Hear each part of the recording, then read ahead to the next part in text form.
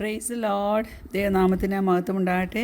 എന്നെ കേൾക്കുന്ന എല്ലാ പ്രിയപ്പെട്ടവർക്കും വേഗം കർത്താവായ യേശു ക്രിസ്തുവിൻ്റെ നാമത്തിൽ ഞാൻ എൻ്റെ സ്നേഹവന്ദനങ്ങൾ അറിയിക്കുന്നു.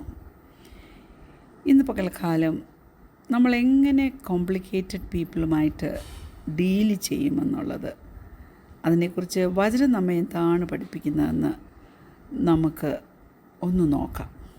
കാരണം ഒത്തിരി ചലഞ്ചിങ് റിലേഷൻഷിപ്സാണ് ഓരോ ദിവസവും ഓരോ കുടുംബത്തിനകത്തും ഓരോ വ്യക്തികളും ഫേസ് ചെയ്യേണ്ടതായിട്ട് വരുന്നത്. പക്ഷേ താഴ്മയോടെ, കൃപയോടെ, ജ്ഞാനത്തോടെ ഈ കോംപ്ലിക്കേറ്റഡ് ആയിട്ടുള്ള ആൾക്കാരോടൊക്കെ ഡീൽ ചെയ്ത് നിൽപ്പാൻ നമുക്ക് സാധിക്കണം. അതിന് ബിബ്ലിക്കൽ സ്ട്രാറ്റജീസ് മറ്റുള്ളവരെ മനസ്സിലാക്കാനുള്ളത് എന്താണ്? വ്യത്യസ്തരായിട്ടുള്ള മനോഭാവത്തോടു കൂടിയുള്ളവരാണല്ലോ എല്ലാവരും. അതൊക്കെ ഒന്ന് മനസ്സിലാക്കാൻ, എന്നിട്ട് സമാധാനത്തിൽ നിലനിൽപ്പാൻ, കോൺഫ്ലിക്ട്സ് വന്നാൽ അതൊക്കെ ഹാൻഡിൽ ചെയ്യുന്നത് എങ്ങനെയാണെന്നൊക്കെ ഒന്ന് നോക്കാൻ നമുക്ക് ശ്രമിക്കാമേ. നമുക്കൊക്കെ നമ്മുടേതായിട്ടുള്ള കോംപ്ലക്സിറ്റീസ് ഉണ്ട്. ഞാൻ പറയാം, എനിക്ക് എൻ്റേതായിട്ടുള്ള കാര്യങ്ങളുണ്ട്. എന്നാൽ നമ്മുടെ ആ കാഴ്ചപ്പാടുകളെയൊക്കെ റീഫ്രെയിം ചെയ്ത് ഡിഫിക്കൽട്ടായിട്ടുള്ള വ്യക്തികളുമായിട്ടുള്ള ബന്ധത്തിൽ അവരുടെ ആക്ഷൻസ്, അവരുടെ പ്രവൃത്തികളൊക്കെ നമുക്ക് ദൈവത്തിൻ്റെ സ്നേഹവും ദൈവത്തിൻ്റെ ആ ക്ഷമിക്കുന്ന സ്വഭാവവുമായിട്ട് ഒന്ന് അലൈൻ ചെയ്ത് പോകാൻ തക്കവണ്ണം നമുക്ക് ശ്രമിക്കാമേ. വചനത്തിലൂടെ, പ്രാർത്ഥനയിലൂടെ, കൂടാതെ ചില ഇൻസൈറ്റ്സ് പ്രാപിച്ചെടുത്ത് ദൈവം ഈ കോംപ്ലിക്കേറ്റഡ് റിലേഷൻഷിപ്പിലൊക്കെ ഒരു സഹാനുഭൂതി നമ്മൾ ഡെവലപ്പ് ചെയ്ത് നമ്മളെ ഒന്ന് എക്വിപ്പ് ചെയ്യട്ടെ എന്നുള്ള പ്രാർത്ഥനയോടെ നമുക്ക് ദൈവത്തിൻ്റെ ആ ട്രാൻസ്ഫോർമേറ്റീവ് പവറിൽ ആശ്രയിക്കാം. ആ ട്രാൻസ്ഫോർമേറ്റീവ് പവർ മനുഷ്യരുമായിട്ടുള്ള ബന്ധത്തിൽ നമ്മളെങ്ങനെ കൈകാര്യം ചെയ്യണമെന്നുള്ളത് നമുക്കൊന്ന് മനസ്സിലാക്കാം. അല്പം നേരത്തെ ചിന്തിക്കായിട്ട് ഫിലിപ്പിയർ 2:2, ഫിലിപ്പിയൻസ് ചാപ്റ്റർ 2 വേഴ്സ് 2, നിങ്ങൾ ഏക മനസ്സുള്ളവരായി, ഏക സ്നേഹം പൂണ്ട് ഐക്യമത്യപ്പെട്ട് ഏകഭാവമുള്ളവരായി ഇങ്ങനെ എൻ്റെ സന്തോഷം പൂർണ്ണമാക്കുകയും. Praise God. ഈ കോംപ്ലിക്കേറ്റഡ് പീപ്പിൾ എന്ന് ഞാൻ പറഞ്ഞല്ലോ അതേ മക്കളെ. അപ്പോൾ എന്താണ് നിങ്ങളുടെ മനസ്സിലേക്ക് പെട്ടെന്ന് പോപ്പപ്പ് ചെയ്ത് വന്ന ചിന്ത? പോപ്പപ്പ് ചെയ്തു വന്ന വ്യക്തി ആരാ? ചിലപ്പോൾ അത് ഒരു ഫാമിലി മെമ്പറായിരിക്കും. നിൻ്റെ ചില ബട്ടൺസിനെ പുഷ് ചെയ്ത് അതായിരിക്കും ആ വ്യക്തികളുടെ ഇഷ്ടം. പക്ഷെ നീ ഇറിറ്റേറ്റഡായി പോകാറുണ്ട് അല്ലേ? അതോ നിൻ്റെ ഒരു നെയ്ബറായിരിക്കുമോ? വലിയ ഒച്ചത്തിൽ സ്റ്റീരിയോ ഒക്കെ ഇട്ട് നിനക്ക് രാത്രി പോലും ഉറങ്ങാൻ പറ്റാതെ വണ്ണം ഡിസ്റ്റർബ് ചെയ്യുന്ന ഒരു നെയ്ബറാണോ? കാരണം ചിലർക്കൊക്കെ അങ്ങനെ ഒരു ടെറിബിൾ ടേസ്റ്റ് മ്യൂസിക്കിനോടുണ്ട്. അതോ കുഞ്ഞെ, നീ ജോലി ചെയ്തിടത്തെ നിൻ്റെ ബോസാണോ? വീക്കെൻഡും കൂടെ നിന്നെ എങ്ങനെ ബുദ്ധിമുട്ടിക്കാമെന്ന് വിചാരിച്ച് ഓവർലോഡ് തരുന്ന ഒരു ബോസാണോ? കോംപ്ലിക്കേറ്റഡ് ആയിട്ടുള്ള ആൾക്കാർ എല്ലായിടത്തും ഉണ്ട് ദൈവമക്കളെ. നാം അവരുടെ വർക്ക് ചെയ്യേണ്ടി വരും.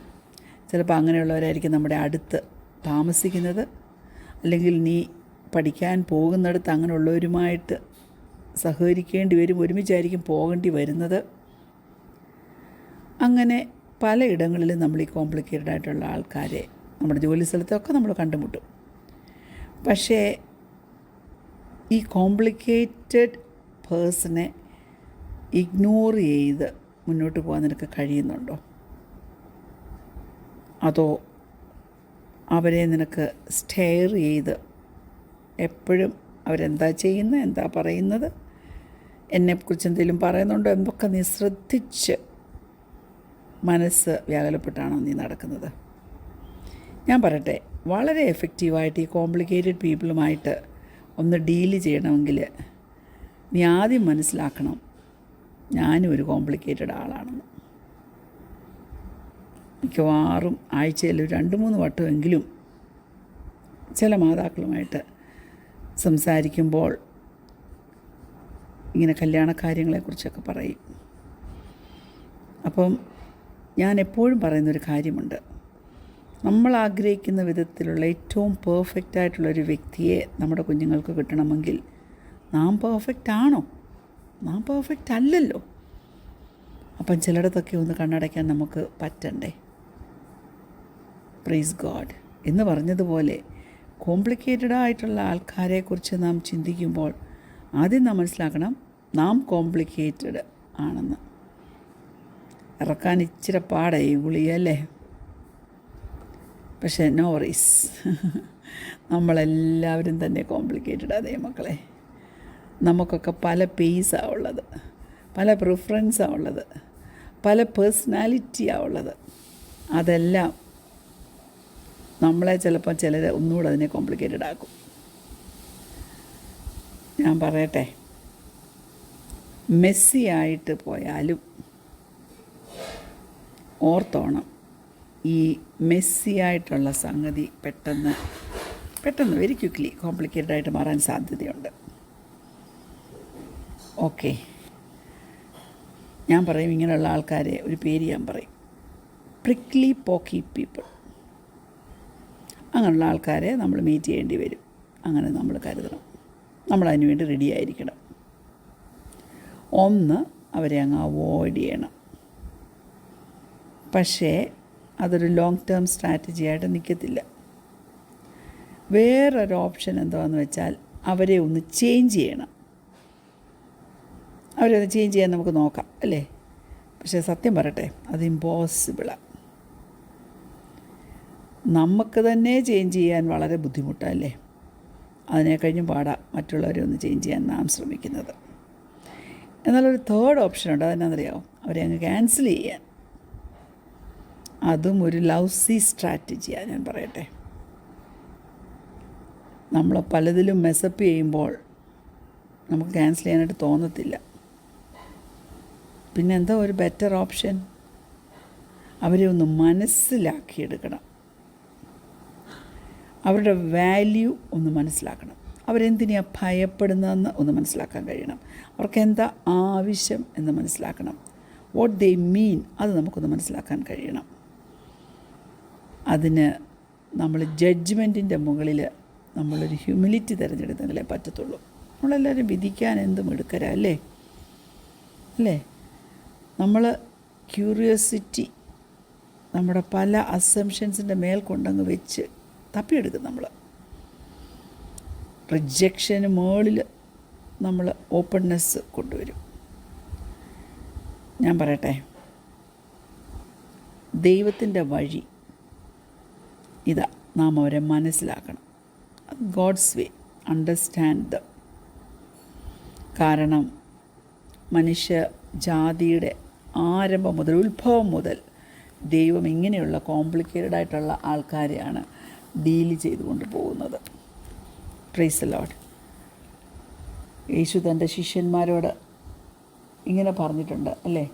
ലൂക്കോസിൻ്റെ സുവിശേഷം 6-ാം അധ്യായം 37-ാം വാക്യം. Luke chapter 6:37. വിധിക്കരുത്, എന്നാൽ നിങ്ങളെയും വിധിക്കയില്ല. ശിക്ഷയ്ക്ക് വിധിക്കരുത്, എന്നാൽ നിങ്ങൾക്കും ശിക്ഷാവിധി ഉണ്ടാകുകയില്ല. വിടുവീൻ, എന്നാൽ നിങ്ങളെയും വിടുവിക്കും. മറ്റുള്ളവരെ ക്യൂരിയോസിറ്റിയോടെ ട്രീറ്റ് ചെയ്യണം, അതോ അണ്ടർസ്റ്റാൻഡിങ്ങോടെ ട്രീറ്റ് ചെയ്യണോ? ഞാൻ പറയട്ടെ, ക്യൂരിയോസിറ്റിയോടെയും അണ്ടർസ്റ്റാൻഡിങ്ങോടെയും വേണം മറ്റുള്ളവരെ നമ്മൾ ട്രീറ്റ് ചെയ്യാൻ. അത് നമ്മുടെ ഒരു ആറ്റിറ്റ്യൂഡായിട്ട് മാറണം. അത് നമ്മുടെ ഒരു മൈൻഡ് സെറ്റായിട്ട് മാറിയിട്ട് നമ്മൾ ആ മെത്തേഡ് അഡോപ്റ്റ് ചെയ്യണം.